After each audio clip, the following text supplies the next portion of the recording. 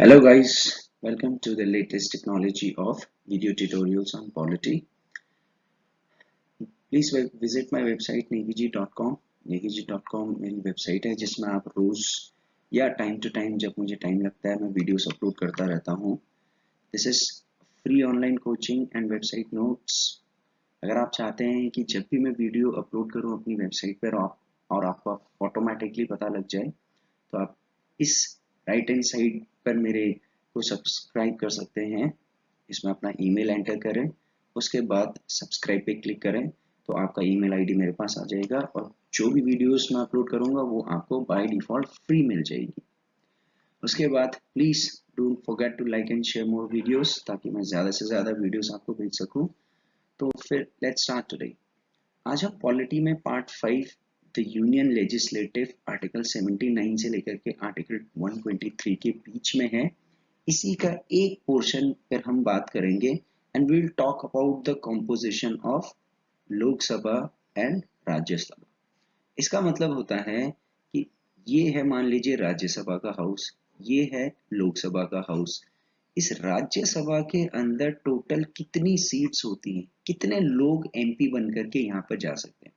वैसे ही इस लोकसभा के अंदर टोटल कितनी सीट्स होती हैं और इसमें कितने एमपी यहाँ पर बनकर के जाते हैं, कौन एमपी स्टेट से जाता है, कौन एमपी यूनियन टेरिटरी से जाता है, कौन लोग इनकी वोटिंग में इनको यहाँ भेजने के लिए वोटिंग में पार्टिसिपेशन करते हैं. और उसी के साथ साथ हम एक छोटा सा पार्ट और कवर करेंगे. Will talk about the Indian parliament. Bharat की जो ये संसद है, भारत की जो ये पार्लियामेंट है, इस पार्लियामेंट के भाग कौन कौन होते हैं, क्या चीज हमारी इंडियन पार्लियामेंट का कॉम्पोजिशन होती है. तो ये सारी की सारी बातें एक बहुत ही शॉर्ट लेक्चर होगा, इसमें हम डिस्कस करेंगे. तो सबसे पहले हम बात करते हैं कि इससे रिलेटेड इंपॉर्टेंट आर्टिकल्स क्या है. देखो इसके अंदर तो मैंने कुछ जनरल आर्टिकल्स मेंशन करके हैं और ये पूरी एक लिस्ट है. आर्टिकल 79 हमारे कॉम्पोजिशन के बारे में बात करता है पार्लियामेंट की, कि पार्लियामेंट किस चीज से बना हुआ है, what is the parliament made up of. और आर्टिकल 80 बात करता है पार्लियामेंट का ही एक जो बॉडी है, काउंसिल ऑफ स्टेट्स, जिसको हम राज्यसभा कहते हैं. फाइनली फर्दर आर्टिकल 81 बात करता है composition of upper house of the people, sorry house of the people. House of the people का मतलब होता है लोकसभा. तो हम यहाँ पर पार्लियामेंट के बारे में बात करेंगे, राज्यसभा की सीट्स के बारे में बात करेंगे और लोकसभा की सीट्स के बारे में बात करेंगे, जिसको लेकर के जनरली सबके माइंड में कंफ्यूजन होती है कि सीट्स कैसे याद करनी है, कैसे उसको याद किया जाए अगर वो एग्जैक्टली सीट्स आपके बारे में पूछा जाता है. तो इसी के साथ इस सेगमेंट में बहुत सारे और आर्टिकल्स हैं. ड्यूरेशन ऑफ हाउस, एडजस्टमेंट्स कैसे होती है सीट्स की, मेंबर बनने के लिए क्या क्वालिफिकेशंस होती है, sessions of the parliament, president से रिलेटेड क्या पावर्स होती है पार्लियामेंट के अंदर, एंड मिनिस्टर्स और अटॉर्नी जनरल की क्या पावर होती है, फिर राज्यसभा के चेयरमैन डिप्टी चेयरमैन के बारे में, उनकी वेकेशन, फिर डिप्टी चेयरमैन और स्पीकर के बारे में. तो ऐसे there will be many other articles which will follow in the upcoming slides. ये सारे के सारे articles, conduct of the business, disqualification होता है, एमपीज की पावर प्रिविलेजेस क्या होती है, क्या एक लेजिस्लेचर प्रोसीजर होता है हमारे पार्लियामेंट में जिससे कि एक कोई बिल जो है वो एक्ट बनता है, यानी कि हमारे पार्लियामेंट में, हमारे देश में कानून कैसे बनते हैं. So I am going to talk about that also in the later slides. Further more budget से रिलेटेड क्या कौन से आर्टिकल्स हैं और उनसे उनको कैसे डिस्कस करना है, कैसे याद रखना है. देखिए सबसे बड़ी चीज है याद रखना. ऐसी थ्योरी बना करके तो कोई भी दे देगा. Numerous of videos are there on YouTube जो सिर्फ थ्योरी में पढ़ के सीधा आपको बता रहे, बट आपको याद कैसे करना है ये सबसे बड़ी इंपॉर्टेंट चीज है. सो सबसे पहले हम बात करते हैं आर्टिकल 79 इंडियन पार्लियामेंट की. देखो अगर आपसे कोई पूछेगा कि हमारे इंडिया में एक पार्लियामेंट होना चाहिए, ये कौन से आर्टिकल में लिखा है, this is written in article 79. याद रखना पार्लियामेंट 79. नाउ इस 79 आर्टिकल में ये बता रखा है कि हमारा पार्लियामेंट किन किन चीजों से बनेगा. तो इस पिक्चर से आप ये बर्ड आई व्यू देख सकते हो पार्लियामेंट का. यहाँ से आपको एक चीज याद रखनी है कि हमारा पार्लियामेंट तीन चीजों से बना हुआ है। आप जैसे यहाँ पर तीन चैम्बर देख रहे हो, तो ऐसे ही आपने याद रखना है कि हमारा पार्लियामेंट तीन चीजों से बना हुआ है। देखते हैं ये तीन चीजें क्या है। सबसे पहले ये तीन चीजों से पहले जानने की कोशिश करेंगे कि पार्लियामेंट है क्या चीज। पार्लियामेंट हमारे इंडिया में वो बॉडी या वो ऑर्गेनाइजेशन है जो हमारा लेजिस्लेटिव विंग है। लेजिस्लेटिव का मतलब होता है कानून। कानून बनाने वाला जो इंडिया का जो एक अंग है, वो हमारा क्या कहलाया जाता है? पार्लियामेंट कहलाया जाता है। हमने जो अपना ये 1 2 3 पार्लियामेंट्री सिस्टम लिया है, ये कहाँ से लिया है? इसको क्या कहते हैं? इसको कहते हैं Westminster model of government. Now what is this Westminster? Because कई बार पूछा गया है कि हमारा पार्लियामेंट्री सिस्टम को हम क्या बोलते हैं, वेस्टमिंस्टर। दरअसल देखिए, हमने अपना पार्लियामेंट्री सिस्टम जो है ये इंग्लैंड से लिया है। इंग्लैंड में ही लंदन है। लंदन में इनका पार्लियामेंट है, और इनका पार्लियामेंट लंदन में किस जगह पे लोकेटेड है? वेस्टमिंस्टर पर। तो इसी वेस्टमिंस्टर जगह पे इंग्लैंड का पार्लियामेंट लोकेटेड है, और वही पार्लियामेंट्री फॉर्म हमने भी अपनाया है। इसीलिए हम कहते हैं कि हमारा पार्लियामेंट्री सिस्टम वेस्टमिंस्टर मॉडल है। याद रखना, ये इंपॉर्टेंट है। ब्रिटिश पैटर्न पे बना हुआ है, अभी मैंने आपको बताया था। और इसके तीन पार्ट्स हैं। हम लोग जो सोचते हैं कि पार्लियामेंट किससे बना हुआ है, लोकसभा से बना हुआ है, राज्यसभा से बना हुआ है, ये तो दो ही पार्ट्स हुए। लेकिन तीसरा पार्ट क्या है जिससे पार्लियामेंट बना हुआ है, जिसके बिना हमारे यहाँ पर कोई भी कानून नहीं बन सकता है? तो आइए उसको देखने की कोशिश करते हैं। सबसे पहला पार्ट हमारा पार्लियामेंट का होता है president. Yes, president is a part of the Indian parliament. और इसीलिए क्योंकि प्रेसिडेंट हमारे इंडियन पार्लियामेंट का लॉ मेकिंग प्रोसेस में एक हिस्सा होता है, तो हम इसको कहते हैं parliament. President in parliament form of government. हमारी सरकार कैसी है? ऐसी सरकार है जिसमें पार्लियामेंट में प्रेसिडेंट भी मौजूद होता है। तो पहली चीज आपको याद रखनी है, president is a part of Indian parliament. इसके बाद ये रेड कारपेट वाला आप जो ये भी बिल्ड जो ये इंटीरियर देख रहे हो, दिस इज राज्यसभा। और राज्यसभा जो है, हम तो इसको राज्यसभा बोलते हैं, बट ओरिजिनली जो हमारा कॉन्स्टिट्यूशन बना हुआ है, उस कॉन्स्टिट्यूशन में राज्यसभा का नाम राज्यसभा नहीं है, इसका नाम है काउंसिल ऑफ स्टेट्स। तो ये राज्यसभा हमने इसका नाम कब रखा है? This is the Hindi name that we have named it on 1953। इसके बहुत सारे नाम हैं। इसको अपर हाउस भी बोलते हैं, इसको सेकंड चैम्बर भी बोलते हैं, इसको हाउस ऑफ एल्डर्स भी बोलते हैं। Upper house, second chamber, this is very important. आपसे पूछता है कि राज्यसभा को किस किस नाम से जाना जाता है? House of elders. Why? Generally इसमें जो मैच्योर लोग होते हैं, ये इलेक्ट या नॉमिनेट होकर के जाते हैं, क्योंकि इसमें मिनिमम एज जो है वो 30 इयर्स है। तो ये याद रखना है कि why Rajya Sabha is known as house of elders, क्योंकि इसमें मेच्योर लोग जाते हैं। तो हमारा एक तो जो पार्ट था वो प्रेसिडेंट था, और एक पार्ट जो है पार्लियामेंट का ये काउंसिल ऑफ स्टेट्स है। ये हमारी काउंसिल ऑफ स्टेट्स जो है वो सबसे पहले 3 अप्रैल 1952 को बनी थी, और आज तक ये डिसॉल्व नहीं हुई है। इसके बाद जो थर्ड हिस्सा पार्लियामेंट का है, this is with the green carpet. Green carpet वाला क्या होता है? लोकसभा। लोकसभा को फिर से हमारे ओरिजिनल कॉन्स्टिट्यूशन में लोकसभा नहीं कहते हैं, इसको कहते हैं the house of the people, लोगों का सदन। फिर ये इसका नाम लोकसभा कब पड़ा? 1954 में इसका हिंदी नेम आया। तो कई बार ये आता है कि हाउस ऑफ पीपल का हिंदी नाम क्या है। इसके बाद इसका दूसरा नाम क्या है? Lower house. तीसरा नाम क्या है? First chamber. चौथा नाम क्या है? House of Commons. And most importantly popular house. देखिए, क्योंकि लोकसभा के अंदर जो लोग जाते हैं इलेक्शन होकर के, they are directly elected by the people. लोग इसमें इलेक्शन में वोट लेते हैं।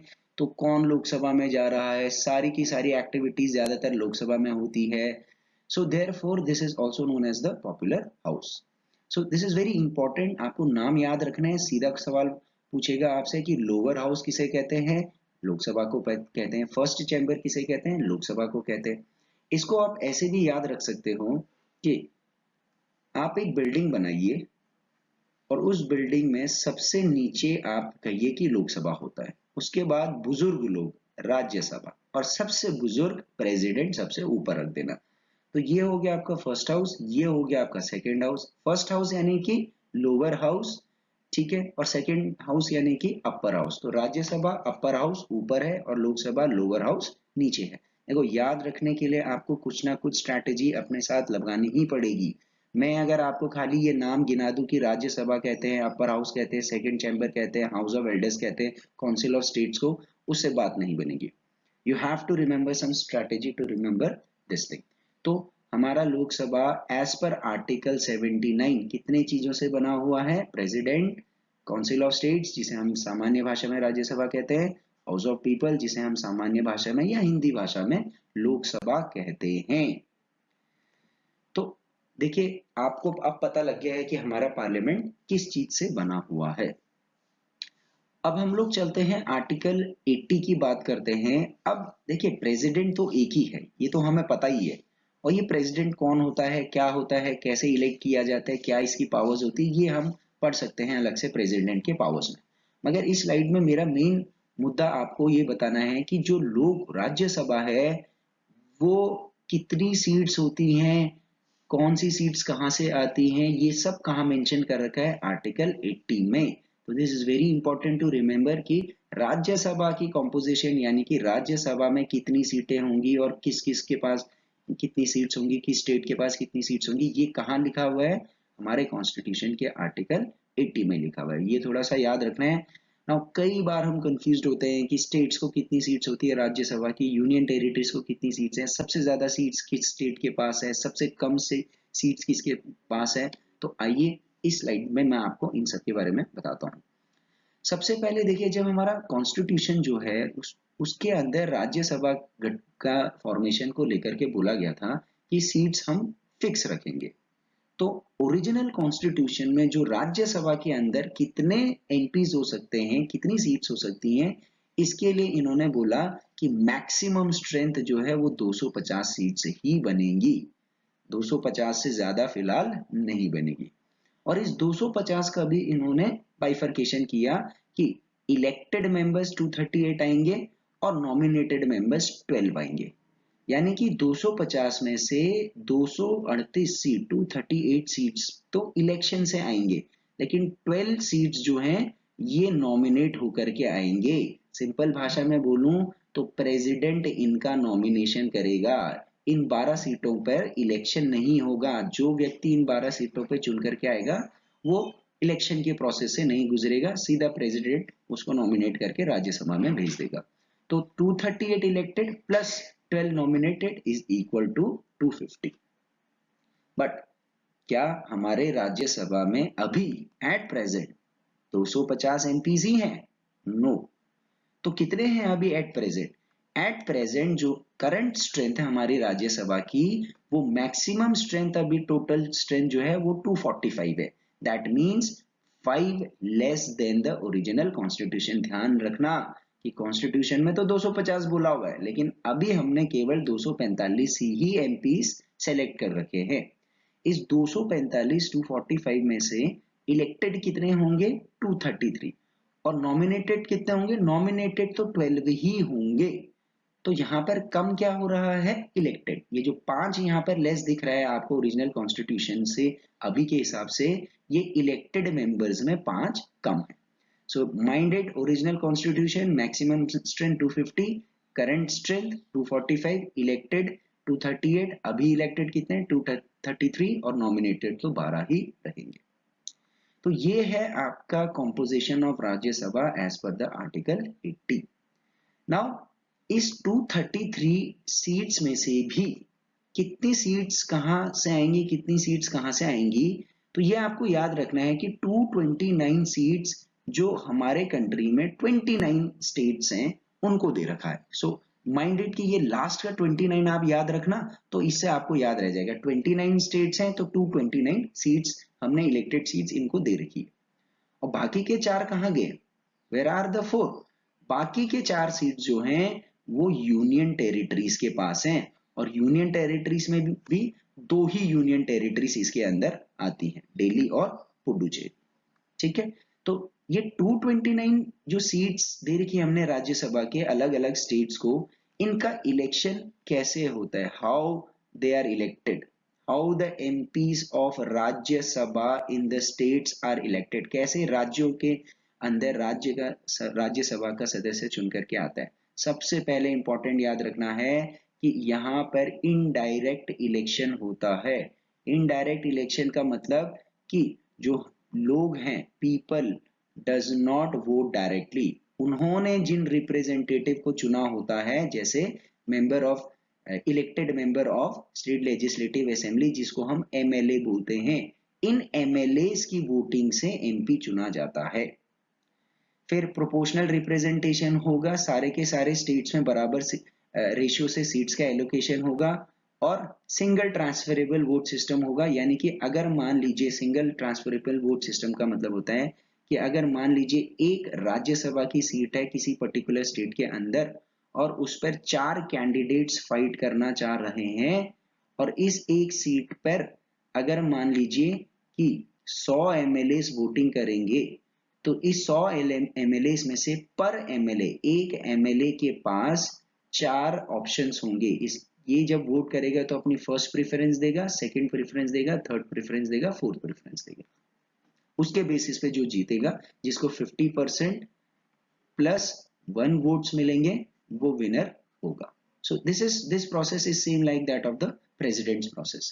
ठीक है. सीट्स कैसे बांटी जाती है? पॉपुलेशन के बेसिस पे सीट्स होती है. जहां ज्यादा पॉपुलेशन होगी उसके हिसाब से सीट्स ज्यादा आएंगी. तो यहां से एक क्वेश्चन आएगा कि कौन सा ऐसा स्टेट है जिसके पास सबसे ज्यादा राज्यसभा की सीट्स हैं? तो पॉपुलेशन सबसे ज्यादा किसकी है? यूपी की है. यूपी में कुल राज्यसभा की कितनी सीटें हैं? 31. This is very important to remember.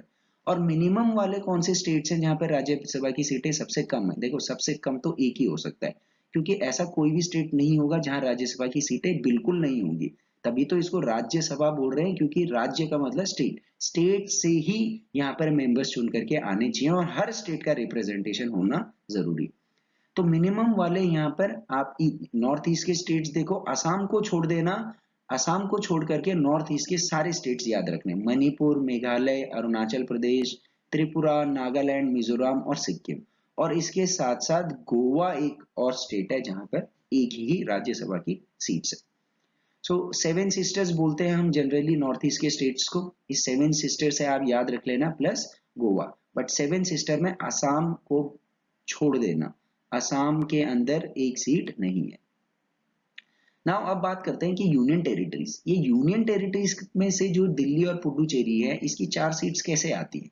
यहाँ पर एक इलेक्टोरल कॉलेज सेटअप किया जाता है. होता तो इस इलेक्टोरल कॉलेज में अभी के हिसाब से एमएलएज ऑफ दिल्ली विधानसभा, यानी कि दिल्ली लेजिस्लेटिव असेंबली के एमएलएज ही हैं इस इलेक्टोरल कॉलेज के अंदर. बट कॉन्स्टिट्यूशनली यहाँ वर्ड डिफरेंशिएट किया गया. स्टेट्स के अंदर elected members of MLAs, and union territories में कौन वोट करेगा राज्यसभा मेंबर के लिए? इलेक्टोरल कॉलेज, जिसके अंदर भी इलेक्टेड मेंबर्स ऑफ एमएलए ही होंगे. जो एमएलए हैं दिल्ली के, वही लोग जो इलेक्ट होकर के आ रखे हैं, ना कि नॉमिनेटेड एमएलए, वो वोट नहीं करेंगे, सिर्फ इलेक्टेड एमएलए. प्रोपोर्शनल रिप्रेजेंटेशन और सिंगल ट्रांसफरेबल वोट सिस्टम यहाँ पर भी होगा. एंड सीट्स इनको भी पॉपुलेशन के बेसिस पे दी होगी. इसी के बेसिस पे सबसे ज्यादा राज्यसभा की सीट्स किस यूनियन टेरिटरी के पास है? अगर क्वेश्चन ऐसा आता है तो you have to remember Delhi. Delhi के पास 3 राज्यसभा की सीट्स हैं, और 4 में से 3 तो दिल्ली के पास चला गया, तो बचा क्या? एक. तो ये एक पुडुचेरी के पास है. तो इतना आपको याद रखना है कि राज्यसभा में मैक्सिमम स्ट्रेंथ कितना था. This is very important to remember. अभी कितना स्ट्रेंथ है? 245 है. उसमें से इलेक्टेड कितने मैक्सिमम हो सकते हैं? 238 हो सकते हैं, लेकिन अभी कितने हैं इलेक्टेड? 233 हैं. इस 233 में स्टेट्स के पास कितनी सीट्स हैं? जो 29 स्टेट्स हैं उसमें 229 सीट्स हैं. कैसे ये राज्यसभा के मेंबर स्टेट से चुन करके आते हैं? उनको elected members of MLA vote करते हैं. प्रोपोर्शनल रिप्रेजेंटेशन होता है, सिंगल ट्रांसफरेबल वोट सिस्टम होता है, पॉपुलेशन के बेसिस पे सीट्स दी जाती है. सबसे ज्यादा सीट्स यूपी की है 31, और सबसे कम के लिए नॉर्थ ईस्ट के स्टेट्स असम को छोड़ करके प्लस गोवा, इन सब स्टेट्स में एक एक राज्यसभा की सीट्स है. उसके बाद 233 में से रेस्ट 4 सीट्स किसके पास है? यूनियन टेरिटरीज के पास है. कौन सी यूनियन टेरिटरीज के पास है? केवल और केवल दिल्ली और पुडुचेरी, जहां पर स्टेट लेजिस्लेटिव असेंबलीज हैं. देखिए, ये बाकी के यूनियन टेरिटरीज में क्यों नहीं है? एक तो वहां पॉपुलेशन बहुत कम है, इसीलिए वहां स्टेट लेजिस्लेटिव असेंबली नहीं है। तो जिस यूनियन टेरिटरी में स्टेट लेजिस्लेटिव असेंबली है, राज्यसभा के मेंबर्स वहीं से आते हैं। कई बार क्वेश्चन आता है कि कौन से यूनियन टेरिटरीज में राज्यसभा की सीट्स हैं। क्या यूनियन टेरिटरीज में राज्यसभा की सीट्स होती हैं? हाँ होती हैं, क्योंकि हम सोचेंगे कि राज्यसभा का नाम राज्यसभा है, राज्य का मतलब होता है स्टेट्स, काउंसिल ऑफ स्टेट्स, तो स्टेट से ही आएगा, तो ये गलत हो जाएगा। यूनियन टेरिटरी से भी राज्यसभा की सीट्स आती है। ठीक है, अब इसके बाद हम ये 12 नॉमिनेटेड मेंबर्स का समझते हैं। ये 12 नॉमिनेटेड मेंबर्स, जैसे सचिन तेंदुलकर है, he is the MP of Rajya Sabha. Rekha है, she is also the MP of Rajya Sabha. हालांकि इनको राज्यसभा का एमपी तो बना दिया गया है, मगर बेचारे राज्यसभा के अंदर जाते ही नहीं, लोवेस्ट अटेंडेंस रहती है इनकी। So they are elected by, nominated by the president. हमारे देश का प्रेसिडेंट इनका नॉमिनेशन करता है। बट यहाँ पर एक क्लॉज और है कि ये तभी नॉमिनेशन करेगा जब इसको काउंसिल ऑफ मिनिस्टर्स रिकमेंड करेंगे कि किस किस व्यक्ति को राज्यसभा का मेंबर बनाना है। और उसके लिए प्रोसीजर क्या होगा? क्या किसी को भी हम सेलेक्ट कर सकते हैं राज्यसभा के मेंबर बनने के लिए? नहीं। आर्टिकल 83 में लिखा है कि वही व्यक्ति राज्यसभा का मेंबर बन सकता है who has given special knowledge और कंट्रीब्यूशन, एक महत्वपूर्ण योगदान दिया है आर्ट्स के क्षेत्र में, लिटरेचर के क्षेत्र में, साइंस के क्षेत्र में, सोशल सर्विस के क्षेत्र में। जैसे सचिन और ये रेखा जो है, ये आर्ट्स के क्षेत्र में इन्होंने बहुत अच्छा योगदान दिया। सचिन ने क्रिकेट में अच्छा नाम कमाया है और रेखा ने फिल्म और एक्टिंग लाइन में नाम कमाया।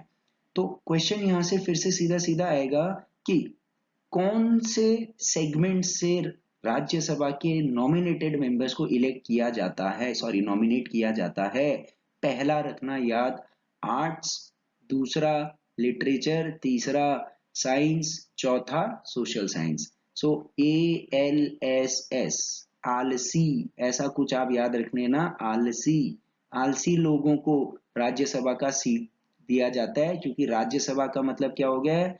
बूढ़े लोग। बूढ़े लोग थोड़ा सा आलसी हो सकते हैं, वैसे तो ऐसा होता नहीं है, बट स्टिल देखो मैंने आपको क्या कहा था, you should know how to remember the things, ताकि एग्जाम में क्वेश्चंस को सॉल्व करने में आपको आसानी हो जाए। ठीक है, इसके बाद आते हैं हम अब आर्टिकल 81 के अंदर लोकसभा के कॉम्पोजिशन के बारे में बात करने की कोशिश करते हैं। ये लोकसभा जो बना होता है, इसके अंदर कितनी सीट्स होती हैं, तो वही फिर से यहाँ पर भी देखेंगे कि ओरिजिनल कॉन्स्टिट्यूशन में तो ये फिक्स्ड था। ओरिजिनल कॉन्स्टिट्यूशन में मैक्सिमम स्ट्रेंथ 253 फिक्स है लोकसभा के अंदर, और इसमें से 530 स्टेट्स के अंदर होंगे और यूनियन टेरिटरीज को 20 लोकसभा के एमपीज की सीट्स दे रखी हैं। तो ये 530 प्लस 20 तो अभी 550 होता है। बाकी दो कौन है? बाकी दो जो हैं ये नॉमिनेटेड होंगे। कौन नॉमिनेटेड होंगे? Will discuss this. तो ओरिजिनल कॉन्स्टिट्यूशन में मैक्सिमम सीट 552 की है, लेकिन क्या अभी लोकसभा के अंदर 552 मेंबर्स हैं? नहीं है। As per the current strength, अभी करंट स्ट्रेंथ जो लोकसभा के अंदर है वो 545 है। That means 7 short. राज्यसभा में 5 शॉर्ट थे और लोकसभा में हम 7 शॉर्ट है। तो इस 545 में से स्टेट्स को कितनी एमपीज है लोकसभा की? 530 ही है। ठीक है, दो नॉमिनेटेड रहेंगे ही रहेंगे, यानी यूनियन टेरिटरीज को कम सीट्स दे रखी हैं, अभी 13 सीट्स है और दो नॉमिनेटेड।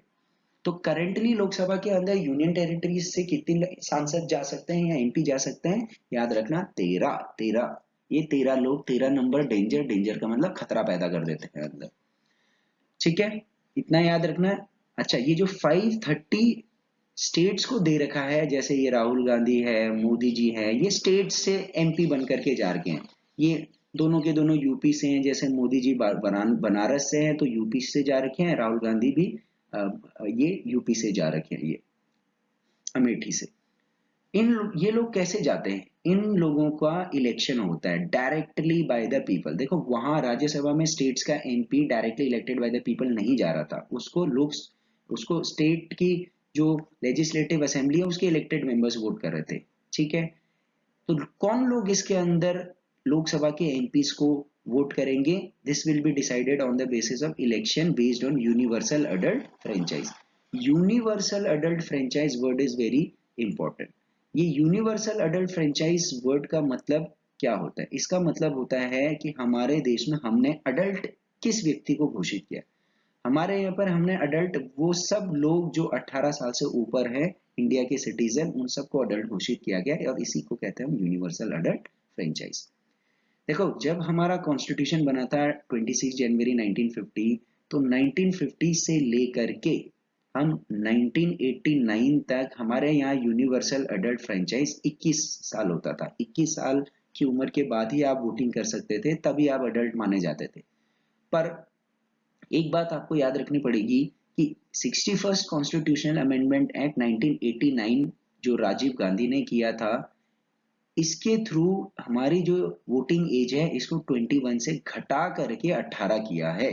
तो ये जरूर याद रखना कि हमारे इंडिया में वोटिंग एज को 21 से घटा करके 18 कब किया गया है, ये 1989 में 61st कॉन्स्टिट्यूशनल अमेंडमेंट एक्ट से किया है। हाँ, कॉन्स्टिट्यूशन में अमेंड करके हमने इसको चेंज किया है, क्योंकि वास्तविक संविधान निर्माताओं ने इसको 21 साल कर दिया था।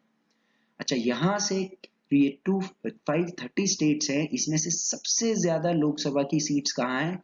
जाहिर सी बात है, जहां सबसे ज्यादा पॉपुलेशन होगी, सबसे ज्यादा पॉपुलेशन यूपी में है। यूपी में 80 सीट्स हैं। उसके बाद सेकंड नंबर पर महाराष्ट्र है, थर्ड नंबर पर वेस्ट बंगाल, फोर्थ नंबर पर बिहार और फिफ्थ नंबर पर तमिलनाडु। इन टॉप 5 स्टेट्स का क्रोनोलॉजी जरूर याद रखना, ये पूछा जाता है डिसेंडिंग ऑर्डर में। आप बताइए कि किस स्टेट के पास सबसे ज्यादा सीट्स है, फिर किसके पास है, फिर किसके पास है, फिर किसके पास है, फिर किसके पास है। इसके बाद अब ये यूनियन टेरिटरीज के लोकसभा एमपीज के बारे में बात करते हैं कि ये कैसे आते हैं। जैसे आपने यूनियन टेरिटरीज में दिल्ली देखा होगा, और दिल्ली में आपने देहाती बाबू है मनोज तिवारी जी। तो ये मनोज तिवारी जी जो हैं, ये मनोज तिवारी जी भी हमारे लोकसभा के एमपी हैं, बट यूपी से नहीं है ये। वैसे तो ये यूपी से बिलोंग करते हैं, but he is not from UP, he is an MP from Delhi. तभी तो अभी ये दिल्ली बीजेपी के ये स्टेट प्रेसिडेंट भी है। तो इनका इलेक्शन भी दिल्ली के अंदर या यूनियन टेरिटरी के अंदर डायरेक्टली लोगों के द्वारा होता है। People will directly vote them, ठीक है। और ये यूनियन टेरिटरीज को कब लोकसभा के इलेक्शन के अंदर शामिल किया गया, and this is very important to remember, 1965 में। इससे पहले यूनियन टेरिटरीज में लोकसभा के एमपीज नहीं हुआ करते थे। कैसे चयन होता है इनका भी? सेम प्रोसेस जैसे ऊपर स्टेट्स के अंदर लोकसभा का एमपीज हो रहा था, that is on the basis of election on universal adult franchise, यानी हर 18 साल से ऊपर का व्यक्ति लोकसभा के इलेक्शन जो होंगे यूनियन टेरिटरीज में, वहां पार्ट लेगा। सबसे ज्यादा सीट्स किस यूनियन टेरिटरीज के पास है? सो 13 में से 7 तो दिल्ली के पास है। अब आप एक चीज देखो कि यूनियन टेरिटरीज में 13 सीट्स, इसमें से सबसे ज्यादा किसके पास है? दिल्ली के पास है। तो एक यूनियन टेरिटरी जिसके पास 7 सीटें बची, कितनी है आपके पास? You have 6 seats. Union territories भी कितनी बच गई है? 7 में से 1 हट गया, तो यहाँ भी 6 बच गई। यानी कि रेस्ट ऑफ द यूटीज के अंदर हर एक यूटी में एक एक सीट है, याद रखना, ठीक है। इसके बाद हम बात करते हैं नॉमिनेटेड मेंबर्स। ये 2 नॉमिनेटेड मेंबर्स जो होते हैं लोकसभा के अंदर, ये एंग्लो इंडियन कम्युनिटी से आता है, which are nominated again by the president. Rajya Sabha और लोकसभा के नॉमिनेटेड मेंबर्स को प्रेसिडेंट ही नॉमिनेट करेगा on the recommendation of council of ministers. President ये भी नहीं है कि अपनी मर्जी से कर देगा, नहीं। जो हमारा मंत्री परिषद है, जो सरकार के मंत्री हैं, वो रिकमेंड करेंगे कि किसको करना है। और ये एंग्लो इंडियन जो होता है, इसको भी तभी नॉमिनेट करेंगे जब ये 530 प्लस 13 इसमें से कोई एंग्लो इंडियन पॉपुलेशन के हिसाब से अगर ठीक से रिप्रेजेंटेशन नहीं हो पाया। हो सकता है कोई भी एंग्लो इंडियन यहाँ पर इन दोनों के हिसाब से नहीं जीता हो, तो यहाँ पर हमारे प्रेसिडेंट के पास पावर है कि 2 एंग्लो इंडियन को यहाँ पर लाया जा सकता है। ये एंग्लो इंडियन कौन होता है? एंग्लो इंडियन का मतलब कि विदेशी नागरिक जो इंडिया का सिटीजन बना हुआ है। वैसे तो जब हमारा देश आजाद हुआ था, तो कई सारे ऐसे लोग थे जो ब्रिटिशर्स थे, जो यहाँ पर रहते थे, वो इंग्लैंड नहीं गए या और यूरोपियन कंट्रीज में नहीं गए, इंडिया में ही रहे। तो उनके बच्चे, उनके पोते, वो सब भारत के ही नागरिक बने। तो ये सारे के सारे लोग एंग्लो इंडियन कहलाए जाते हैं। So this provision was also till 1960। देखो, एंग्लो इंडियन 2 नॉमिनेट करने का प्रोविजन सिर्फ 10 साल के लिए था, 1960। यानी कि 1950 में हमारा कॉन्स्टिट्यूशन बना, तो इन्होंने बोला कि एंग्लो इंडियन का जो नॉमिनेशन होगा 10 साल के लिए होगा। मगर हम इसको अमेंड करते करते हर 10 साल एक्सटेंड करते रहते हैं और लेटेस्ट एक्सटेंशन हमने किया है 2009 में 95th कॉन्स्टिट्यूशनल अमेंडमेंट एक्ट से। इससे हमने ये जो पावर है दो एंग्लो इंडियन नॉमिनेट करने का ये 2020 तक रख दिया है। आई बात समझ में? तो दोस्तों ये इस तरीके से आपको मैंने सीट्स का पूरा आंकड़ा दे दिया है, पूरा कॉम्पोजिशन दे दिया है कि पार्लियामेंट किससे बनता है, राज्यसभा के अंदर कितनी सीट्स हैं, लोकसभा के अंदर कितनी सीट्स हैं। तो आपको आई होप ये इजी रहेगा याद करने में। सो अगेन लास्ट में मैं फिर से बोलूंगा, और ऐसी छोटी छोटी वीडियोस शॉर्ट टॉपिक्स के हिसाब से अगर देखनी हो तो आप मेरी वेबसाइट को फॉलो करें। आप इसके अंदर अपना ईमेल आईडी लिख करके सब्सक्राइब कर सकते हैं। सब्सक्राइब पे क्लिक कीजिएगा ईमेल आईडी लिखने के बाद। उसके बाद अपना ईमेल ओपन करके फिर वहां ईमेल आईडी वेरीफाई करिएगा। और अगर आपको चीजें अच्छी लगे तो मेरी वेबसाइट को लाइक एंड शेयर भी जरूर कीजिएगा, so that I can send you more and more videos. Thank you very much.